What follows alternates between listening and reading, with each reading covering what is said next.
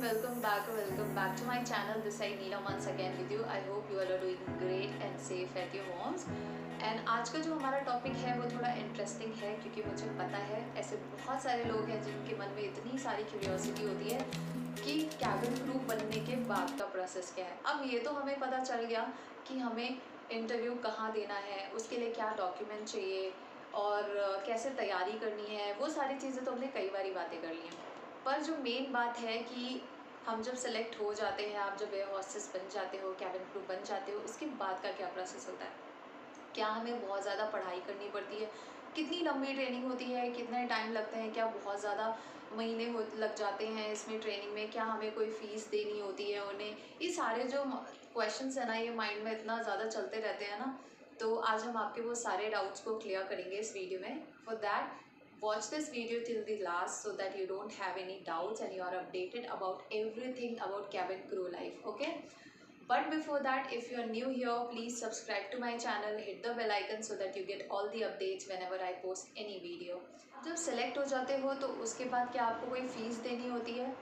हाँ, क्योंकि ये डिपेंड करता है एयरलाइन टू एयरलाइन। बहुत अपने अपने एयरलाइन के अपने अलग अलग रूल्स हैं, उनके अलग अलग पॉलिसीज़ हैं, बट जो अप्रॉक्स आइडिया है मुझे, मैं वो बताती हूँ।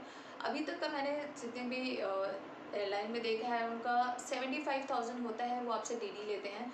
वो डिपेंड करता है। इंडिगो में आज के कुछ टाइम पहले तक था कि वो 50,000 लेते थे, बट अभी इंडिगो ने भी अपनी पॉलिसी चेंज कर दी है। Even they take 75,000 too. So अभी जितनी भी एयरलाइन है वो ऑलमोस्ट 75,000 सारी एयरलाइन ही ले रही है। इंडिगो की बात करें तो आपका जो ये अमाउंट होता है ये, और इवन इंडिगो की ही नहीं, हर एयरलाइन में होता है कि आपका जो ये, ऐसा नहीं है कि आपने बस ये अमाउंट दे दिया।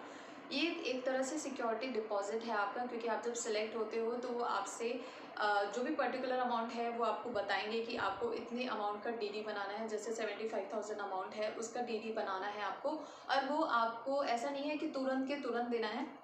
आप जब सेलेक्ट हो जाते हो, आपको ऑफर लेटर मिल जाता है, तब ईमेल के थ्रू वो सारी इन्फॉर्मेशन आपको प्रोवाइड करते हैं कि आपकी जॉइनिंग डेट क्या है, कब होगी जॉइनिंग डेट, और वो सारी बातें बताते हैं। तो जिस दिन आपकी जॉइनिंग डेट होती है उस दिन आपको वो डीडी उन्हें देना होता है। तो आपके पास टाइम है, अगर आपके पास है कोई, कुछ कुछ लोगों को प्रॉब्लम होती है, उन्हें अरेंज करना होता है, तो आपके पास इनफ टाइम है, कोई टेंशन लेने की बात नहीं है। तो जिस दिन जॉइनिंग डेट होती है उस दिन आपको ये डीडी उन्हें प्रोवाइड करना होता है कंपनी में। अब हम बात करते हैं ट्रेनिंग के बारे में। ट्रेनिंग तो मेजॉरिटी देखो होती है दिल्ली गुड़गांव में होती है ट्रेनिंग, मेजॉरिटी एयरलाइन की। तो हम उसके बारे में बात करते हैं। जैसे आपके वो डिपेंड करेगा, वो भी वो इन्फॉर्म करेंगे कि कहाँ पे क्या ट्रेनिंग है, कैसे, सब कुछ वो आपको ईमेल के थ्रू ऑलरेडी बता देंगे। अब जब होता है, जब आप ट्रेनिंग में पहुँच जाते हो, अपनी सारी तैयारियाँ कर लेते हो, तो फर्स्ट डे जो होता है वो आपका इंडक्शन का होता है। मैं आपको अपना एक्सपीरियंस इस वीडियो में शेयर करूँगी। तो मैंने गो फर्स्ट में काम किया है, फिर मैंने इंडिगो में भी किया है, तो उसके मैं उसका आपको पूरा अपना एक्सपीरियंस भी शेयर करूँगी। तो फर्स्ट डे आपका जो होता है वो इंडक्शन होता है।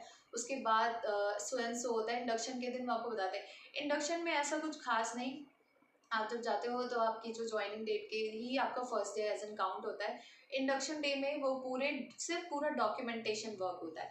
डॉक्यूमेंटेशन में बहुत सारे काम होते हैं, जैसे बैंक अकाउंट खोलते हैं, सैलरी अकाउंट, जैसे आप किसी किसी के पास होगा, क्योंकि हर कंपनी का अपना अपना एक टाई अप होता है बहुत सारे बैंक के साथ। तो अगर आपके पास फॉर एग्जांपल, जैसे मान लो मेरे टाइम पे था, जब मैं गो फर्स्ट में थी, तो मैं शुरू से मेरे पास HDFC बैंक था, बट गो फर्स्ट में HDFC काम नहीं कर रहा था, तो वहाँ पे IDBI बैंक था। तो मुझे गो फर्स्ट में IDBI बैंक मेरा खुला। उसके बाद इंडिगो में HDFC करता है तो वो भी करते हैं। उसके अलावा भी 2-3 बैंक हैं, आप वो भी कर सकते हो। तो वो डिपेंड करता है, वो आपको बताएंगे। तो आपका बैंक अकाउंट का वो सैलरी अकाउंट आपको खुलवाते हैं, तो उसका काम होता है। उसके बाद इंश्योरेंस हो गया, और आपके जब आप ज्वाइन कर रहे हो तो कंपनी को अपने डॉक्यूमेंट, आपके डॉक्यूमेंट्स चाहिए होते हैं उनको। हर एक पर्सन का वो डेटा बनता है, फाइल बनती है, तो वो डॉक्यूमेंट्स आपको सारे होते हैं। AAP करके होता है, एयरपोर्ट एंट्री पास ऐसे करके होता है, उसके लिए अलग डॉक्यूमेंट्स है। वो ऐसे आपको समझ नहीं आएगा, वो थोड़ा अलग टॉपिक है।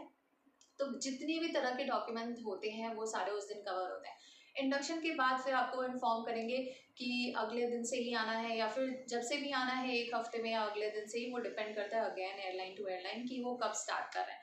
फिर अगले दिन से आपको जहाँ जो भी ट्रेनिंग इंस्टीट्यूट होगा वहाँ पे आपकी ट्रेनिंग शुरू होगी। ट्रेनिंग में बहुत सारे टॉपिक्स होते हैं, जैसे फर्स्ट एड हो गया, फर्स्ट एड में आपको बहुत सारी चीज़ें बताते हैं, ये बहुत अच्छा टॉपिक है। मुझे फर्स्ट एड और सेफ्टी मेरा फेवरेट टॉपिक था, मुझे बहुत ज़्यादा पसंद था। फर्स्ट एड में आपको बहुत सारी नॉलेज मिलती है। ये जॉब है तो अच्छी, बिकॉज पता है आप बहुत अच्छी अच्छी नॉलेज मिलती है, आपको बहुत कुछ सीखने को मिलता है। जैसे फर्स्ट एड में एन नंबर ऑफ टॉपिक्स है यार, कितने सारे टॉपिक्स हैं। जैसे मान लो आपको मतलब किसी को हार्ट अटैक आया, कार्डियक अरेस्ट आया, तो उसका क्या प्रोसेस है, क्या आपको करना होगा। एपिलेप्सी के लिए है, किसी को होता है तो फिर इन फ्लाइट भी हो सकता है, ऑन ग्राउंड भी हो सकता है, तो आपको ये सारी चीज़ें ट्रीट करते हैं जो आप लोग, तो ताकि आप उन लोग को टेक केयर कर सको, अच्छे से देख सको। आपको पूरा प्रोसेस पता होना चाहिए, क्योंकि कल को आप ऐसी किसी सिचुएशन में पड़ गए हो और आपको पता नहीं है, इसलिए सारी चीज़ आपको बताई जाती है। आपको मेडिसिन के बारे में पढ़ाया जाता है, आपको बहुत कुछ पढ़ना पड़ता है। हाँ यार, ऐसा नहीं है कि 12th के बाद हो गया ना, हम सोचते हैं कि अब जितनी स्कूल टाइम में जितनी पढ़ाई थी होनी थी हो गई, ऐसा नहीं होता है। इवन क्रू में भी होता है कि बहुत ज़्यादा पढ़ना पड़ता है। वो 3 महीने की ट्रेनिंग होती है, 3 to 4 months, अगेन वो डिपेंड करता है अगर कंटिन्यू ट्रेनिंग होगी, क्योंकि देखो ये 3 months में हॉलीडेज भी आते हैं। अगर कोई गैजेटेड हॉलीडे पड़ रहा है तो वो हो रहा है, वीक ऑफ एंड ऑल जो भी है, वो सब करके अगर कंप्लीट हो रहा है तो ठीक है, नहीं तो कभी कभी ज़्यादा से अप्रॉक्स 3 to 4 months, नहीं तो 3 months का हो जाता है अगर ये सारे हॉलीडेज नहीं पड़ रहे हैं। उसके बाद फिर क्या होता है, उसमें आपको सब कुछ वो ट्रेनिंग में सब कुछ अच्छे से बताते हैं। फर्स्ट एड में फिर ये जैसे मैंने आपको बताया, एपिलेप्सी हो गया, हार्ट अटैक, और ये किसी को बर्न हो गया है तो उसमें बहुत सारे डिग्री ऑफ बर्न्स होते हैं, वो सारे एक्सप्लेन करते हैं। और हीट स्ट्रोक हो गया, हेडेक हो गया, हर तरह की मेडिसिन आपको बताते हैं। इवन डिलीवरी कैसे करनी है उसके बारे में भी आपको आइडिया मतलब एज एन आपको प्रोसेस बताते हैं, आपको अच्छे से ट्रेन करते हैं। सारी चीज़ें आप ट्रेन करते हो, तो फर्स्ट एड एक बहुत अच्छा टॉपिक है, सब कुछ उसमें सिखाते हैं। वो सारी चीज़ आपको लर्न करनी होती है। मेडिसिन किन हर अलग अलग तरह की बीमारी की उनके सिम्टम्स, उसके बाद उसमें क्या करना है, क्या ट्रीटमेंट प्रोवाइड करना है, ये सारी चीज़ें आपको पढ़नी होती हैं, याद करनी होती हैं, काफ़ी ये होता है। उसके बाद अगला टॉपिक आता है सेफ्टी का। सेफ्टी तो मेरा सबसे बढ़िया वाला टॉपिक है, मेरा बहुत पसंद था मुझे सेफ्टी का टॉपिक। सेफ्टी में आपको रहता है ना, आपको सारी चीज़ें बताते हैं। जैसे एक एयरक्राफ्ट होता है ना, तो हर एयरक्राफ्ट में बहुत सारे इक्विपमेंट्स होते हैं, जैसे फायर एक्सटिंग्विशर हो गया और ग्लव्स हो गया, बहुत सारे इक्विपमेंट्स होते हैं जो फ्लाइट के अंदर होते हैं। मेडिसिन होती हैं, एक बॉक्स होता है जिसमें मेडिसिन होती है, वो सब रखी जाती है और सील करा जाता है उसको। तो वो सारी चीज़ें आपको सेफ्टी में बताते हैं। अगेन उसका जो प्रोसेस है पूरा, वो क्या है और कितने, जैसे मान लो अगर एक फ़्लाइट में 4 है फायर एक्सटिंग्विशर, तो उनकी लोकेशन अलग अलग होती है, वो सारा आपको बताते हैं कि क्या कहाँ पे रखा है। वो सारी चीज़ें आपको याद करनी होती। जितनी भी चीज़ें हैं फ़्लाइट में, डोर कैसे ऑपरेट करना है, कैसे खोलना है, कैसे बंद करना है, और ये सारी चीज़ें आपको याद करनी होती है। लंबा होता है टॉपिक, सेफ्टी का टॉपिक काफ़ी लंबा होता है वैसे, तो बहुत पढ़ना तो पड़ता है, नो डाउट। उसके बाद होता है आपका एब्सेक। एब्सेक एज इन एब्सेक सिक्योरिटी होता है, एविएशन सिक्योरिटी आई मीन। तो उसमें आपको बताते हैं, पता है बहुत सारे, मतलब जितने भी पास इंसिडेंट हुए, जैसे अगर आप अब तक की एविएशन की हिस्ट्री उठा के देखो तो उसमें क्या क्या है, मतलब कितने सारे इंसिडेंट हुए हैं, हाईजैक हुए हैं और ये सब हुए। तो बहुत ज़्यादा वास्ट टॉपिक है एविएशन सिक्योरिटी का भी। उसमें भी सर्कुलर्स होते हैं, और इतने जितने भी आज तक हिस्ट्री के हाईजैक्स हैं और कहाँ पे क्या क्या हुआ है, वो सारी चीज़ आपको पढ़नी होती है, याद करनी होती है, ये सारा होता है। और उसके बाद फिर आपका डीजीआर होता है, डेंजरस गुड्स। इसमें आपको बताते हैं कि ऐसे वो कौन से आइटम है, कौन कौन से आइटम हैं जो एयरक्राफ्ट में ले जाने के लिए प्रोहिबिटेड है, जो अलाउड नहीं है। तो वो भी, डीजीआर भी एक बहुत वास्ट टॉपिक है। वो 1 दिन का है, 2 दिन का होता है, पहले तो 1 दिन का होता है, आई एम नॉट श्योर, अभी 2 दिन का है शायद से। उसमें आपको बताते हैं कि क्या क्या चीज़ें अलाउड नहीं है। जैसे फॉर एग्जांपल जैसे कोपरा होता है ना, वो सूखा वाला जो नारियल होता है, वो होता है क्योंकि वो फ्लेमेबल आइटम होता है, तो वो अलाउड नहीं होता है। वो सारी चीज़ें, ऐसे बहुत सारे जितने फ्लेमेबल आइटम हो गया। और अगर आप कोई लिक्विड लेके जा रहा है तो उसकी क्या क्वांटिटी कितनी अलाउड है, वो सारी चीज़ें आपको उसमें समझाते हैं, पढ़ाते हैं।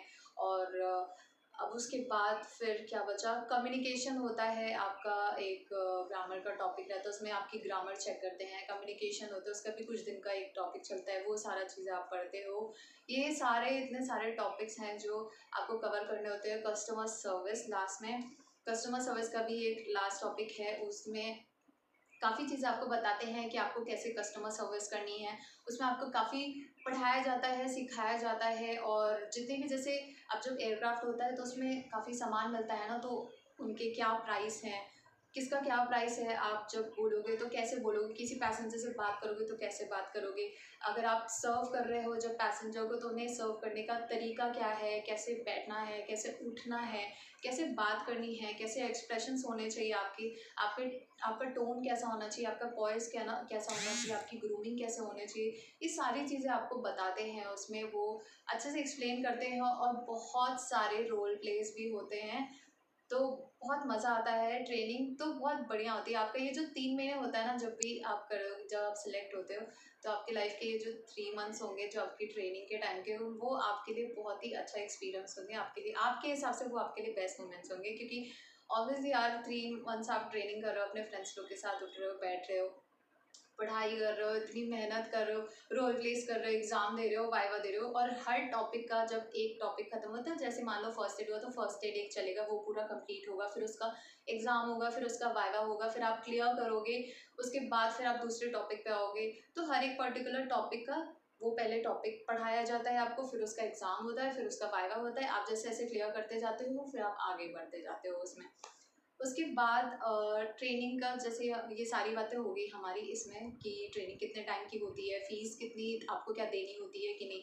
अब उसमें क्या होता है कि आपको क्या वहाँ पे बेनिफिट्स मिलते हैं। तो देखो जैसे वहाँ पे होता है कि, और आपको ड्रिल्स में भी जाने का मौका मिलता है, पता है, प्रैक्टिकल ड्रिल्स होते हैं जिसमें आपको लेके जाते हैं और बताते हैं आपको, मतलब वहाँ लेके मॉक ड्रिल्स होते हैं जिसमें स्विमिंग का होता है, आपको जाके देखना होता है वहाँ पे, ड्रिल करते हैं, बताते हैं कि आपको कैसे जाना है, अगर कोई ऐसा सिचुएशन आ जाता है पानी वाला तो आप वहाँ पे कैसे जाओगे, लाइफ जैकेट एंड ऑल कैसे वेयर करनी है, कैसे आपको दूसरे लोग को सेव करना है। फायर ड्रिल आपको सिखाते हैं कि फायर ड्रिल में क्या क्या होता है, कहीं आग लग गई तो आपको उसको कैसे हैंडल करना है, ये सारी सिचुएशन आपको ये सारा बहुत अच्छे से बताते हैं। बहुत मज़ा आता है ट्रेनिंग में, और काफ़ी अच्छा है। और डेफिनेटली ये ट्रेनिंग का जो ड्यूरेशन होता है वो बढ़िया बेस्ट होता है यार वो, और जितना भी आपको सीखने को मिलता है, मोस्ट इम्पॉर्टेंटली आपको इतना कुछ सीखने को मिलता है ना, कि वो सारी चीज़ें इतनी इम्पॉर्टेंट होती हैं, और बहुत अच्छा फीलिंग आता है वो सारी चीज़ों से। उस टाइम में क्या होता है कि आपको, जैसे इंडिगो में हो गया कि इंडिगो के, मुझे मैं जैसे बताऊं कि उसमें इवन मुझे गोफस में भी सेम मेरा ये चीज़ था कि जब आप जाते हो तो आप जब शुरुआत में जाते हो तो आपको 15 डेज़ का अकोमोडेशन मिलता है, मतलब आपको कंपनी की तरफ से होटल मिलेगा, फिर 15 डेज़ में आप अपना वो कर लो, आप सर्च कर लो कि अपने रहने का आपको हॉस्टल देखना है या फ्लैट देखना है, जो भी आप अपना रहने का इंतजाम आपको करना पड़ता है, आप वो देख ले। तो आपको पिक एंड ड्रॉप सर्विस मिलती है उसमें ऑलरेडी, खाने का वहाँ पे आई फ्लाई जैसे हो गया, इंडिगो की ट्रेनिंग आई फ्लाई में होती है तो खाने का वहाँ पे आपको एक टाइम का फ्री रहता है, बाकी आपको अपने हिसाब से देखना होता है। तो ये सारे बेनिफिट्स होते हैं कैबिन क्रू होने के, ये प्रोसेस होता है कैबिन क्रू बनने के बाद, ये प्रोसेस होता है आपके training duration. So this is all about this cabin crew training period information, and I hope you enjoyed this video and this video was helpful to you. And that's it for today. I will be signing off now, and again don't forget to subscribe, like, share. Thank you. Bye bye.